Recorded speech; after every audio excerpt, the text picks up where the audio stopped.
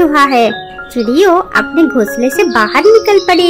सुंदरपुर गांव का इस रास्ते से डुग्गू का आने का टाइम हो गया है।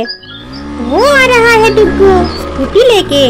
रोज इसी टाइम डुग्गू इस रास्ते से ही चला जाता है शहर की तरफ। वहाँ पे है उसका एक छोटा सा दुकान। इस दुकान से ही घर चलता है उसका। रोज सुबह डुग्गू के लिए नाश्ता बना देती है बुग्गू।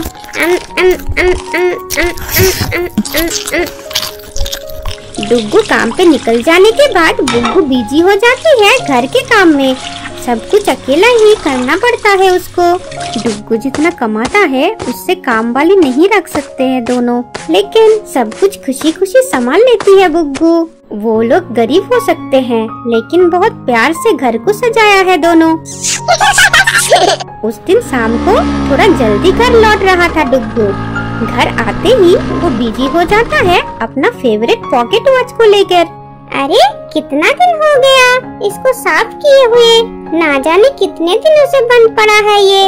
आज इसको ऐसा साफ करूँगा कि नया जैसा दिखेगा।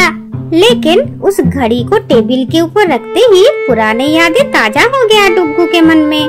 धीरे धीरे डुग्गू खोने लगा अपने बीते हुए पलों में। पढ़ाई लिखाई में डुग्गू टॉपर था। जिस दिन यूनिवर्सिटी में टॉप किया था डुग्गू ने, उस दिन सबसे ज्यादा खुशी हुई थी डुग्गू की टीचर को। महंगा एक पॉकेट वॉच उन्होंने गिफ्ट किया था डुग्गू को। जिंदगी में बहुत आगे बढ़ना डुग्गू बेटा, याद रखना जिंदगी में समय से ज्यादा कीमती और कुछ भी नहीं है। ये घड़ी हमेशा तुमको टाइम की कीमत याद दिलाएगा। वो सब आज कितने दिनों पुरानी बातें हैं। डुग्गू को अभी भी याद है एक खूबसूरत सोने की चेन लगी हुई थी इस घड़ी के साथ। मुश्किल समय पर उस चेन को गिरवी रखना पड़ा, लेकिन टाइम के अंदर उसको छुड़ा नहीं पाया डुग्गू। सच में टाइम कितना कीमती है।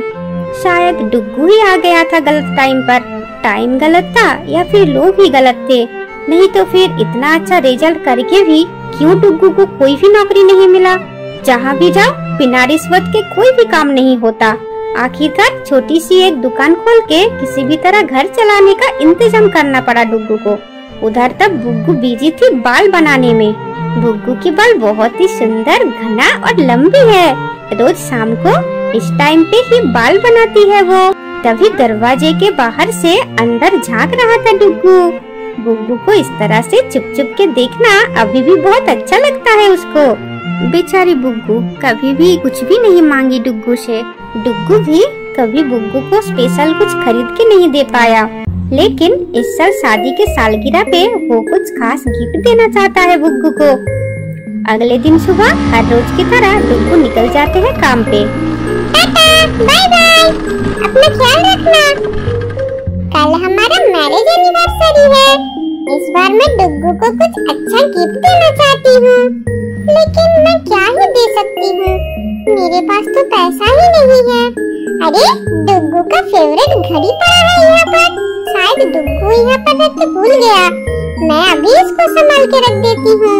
अगले दिन डुग्गू दुकान के लिए निकल जाते ही गुग्गू भी निकल जाती है घर से। पास में ही है एक विग बनाने का दुकान। यहाँ का विग बहुत ही मशहूर है। वाह, कितना खूबसूरत हेयर क्लिप है।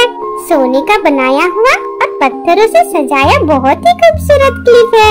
ये तो बुग्गू के बालों में बहुत ही जचेगी।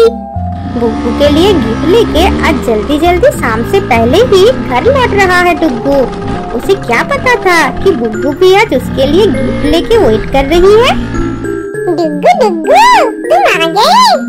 ये देखो क्या लाई हूँ मैं तुम्हारे लिए। तुम्हारा फेवरेट पॉकेट वॉच के लिए ये सुंदर सा सोने का चेन। देखो एक बार कैसा लगा ये gift. Happy marriage anniversary Duggu. लेकिन इतनी सुंदर चेन देख के भी डुग्गू खुश नहीं लग रहा था। जो देख के हैरान थी बुग्गू। क्या हुआ डुग्गू, गिफ्ट पसंद नहीं आया तुमको? मेरा गिफ्ट कहाँ है? अब डुग्गू अपने बैग से निकलता है उस खूबसूरत हेयर क्लिप को, जिसको खरीदने के लिए आज उसको बेचना पड़ा अपना फेवरेट घड़ी। उसे तो पता ही नहीं था कि बुग्गू आज उसी घड़ी के लिए ही चेन गिफ्ट करेगी। बुग्गू की गिफ्ट अब कोई काम का नहीं रहा। ये सोचकर ही बहुत दुखी था डुग्गू। लेकिन तब उस हेयर क्लिप को देख के गुग्गू खोल देती है अपना स्कार्फ। जिस बालों के लिए खरीदा गया था वो हेयर क्लिप, वो बाल ही तो नहीं रहा अब। डुग्गू के लिए गिफ्ट खरीदने के लिए गुग्गू ने आज अपने खूबसूरत बाल बेच के आई थी उस विग बनाने की दुकान पे। दोनों के ही आंखों में आंसू भर आई। टेबल के ऊपर रखा हुआ था 2 कीमती तोहफा, जिसका आज कोई कीमत ही नहीं है दोनों के लिए। उन दोनों के आंसू में अब कोई भी दुख, कोई भी गम नहीं था, बल्कि ये तो खुशी की आंसू थी। शायद आज दोनों को ही मिल गया है सबसे अच्छा गिफ्ट। एक प्यार का नगमा है, मौजों की रवानी है, जिंदगी और कुछ भी नहीं, तेरी मेरी कहानी है।